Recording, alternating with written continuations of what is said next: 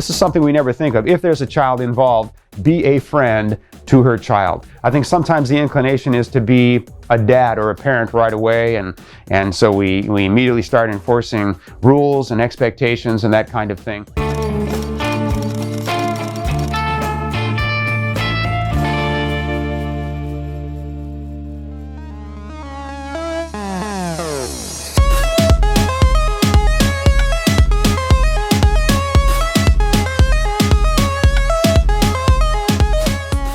How to meet the girl, how to get on a plane, do a romance tour, conduct a proper romance, fall in love, get engaged, do the fiancé visa, and have the girl come here to your native country, obviously America, Canada, or wherever.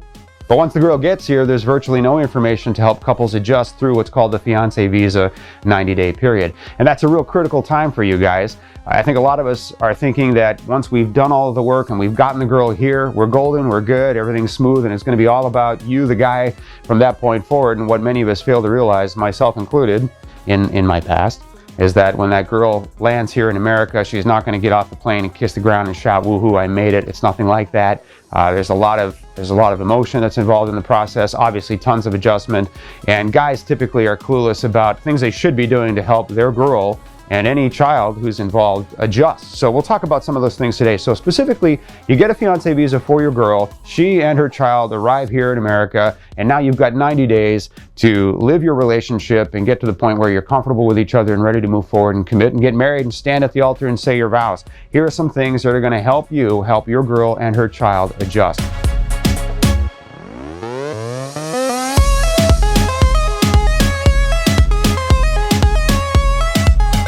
This is something we never think of. If there's a child involved, be a friend to her child. I think sometimes the inclination is to be a dad or a parent right away, and so we immediately start enforcing rules and expectations and that kind of thing. You know, as your girl is adjusting in this process, that child is also adjusting, and you can't be too much of a parent right away. You've got to really forge a friendship with that child, and that means anticipating that child's needs. The child is going to be in school. You can go to the school and tell them that you've got a student, possibly an ESL student who's going to be attending soon. Do they have any other students from this child's country? Any friends or introductions that can be conducted? What are their ESL programs and resources? What are some ways that you can help the child become proficient in English so they can be successful socially when they come here?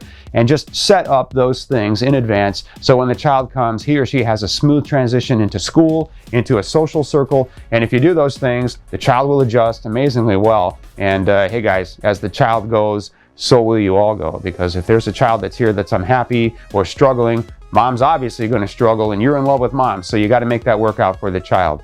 And then of course another item is help her communicate with her family and friends. That's kind of a given, but there are a lot of ways to help make the connection between home here and home there. And it's very, very important that you set those things up in advance so that as soon as she comes to your home, she can immediately establish that contact with her previous home and her family, you know, back in her country, who are obviously thinking about her and worrying about her and wondering if she's okay. She's going to want steady communication with them.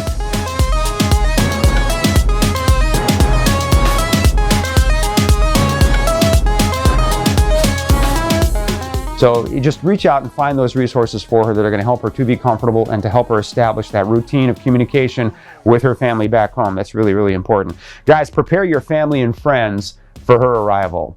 This is really important, right? When she comes here, she's going to be very nervous about meeting your family. If she doesn't speak English proficiently, she's going to be doubly nervous. Now, one thing you don't want to do, that a lot of guys do, and I did at one point, you don't want to have your girl be alone with your family here. Bond with mom and dad, get to know my family and my friends. I'll be over here.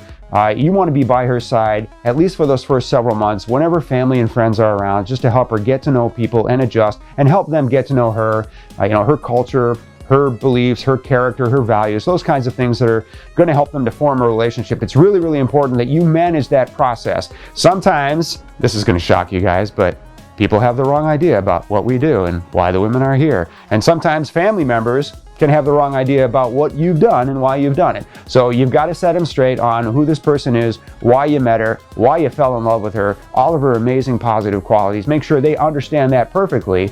And again, give everybody time to get to know each other, and you be right there the whole entire time managing that process so that your girl doesn't have to encounter any awkwardness, and your family and her can get to know each other right away. It's very, very important. Here's one more for you. This is probably a surprise, but don't impose your unhealthy diet on her or her child. So it's quite typical when a woman from another country, and if she has a child, they come to America, and right away we jump into Domino's pizza and greasy fried food and the kind of stuff that we're used to eating, canned ravioli, microwave this, microwave that.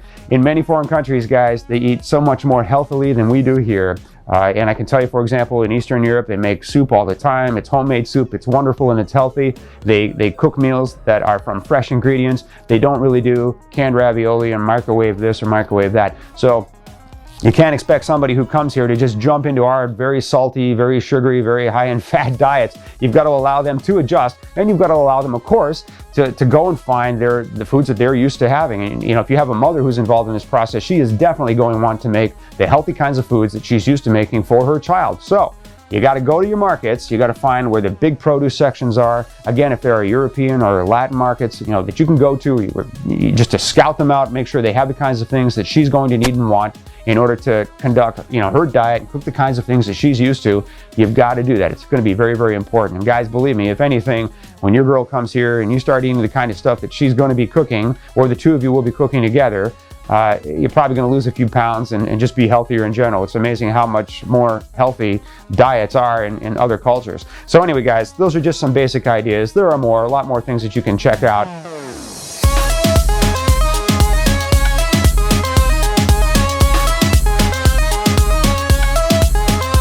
I want you guys to be aware of the things that we need to do for the women when they come here so they can adjust successfully, because you need them to in order to be able to go on in this process, get married, stand at the altar, and be happy in the hereafter. So I hope this was meaningful. Do you feel like your search may be hopeless?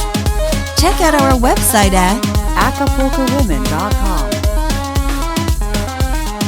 If you enjoyed this video, be sure to give us a thumbs up and subscribe to our channel. Then click on the notice bell to get notified every time we add something new.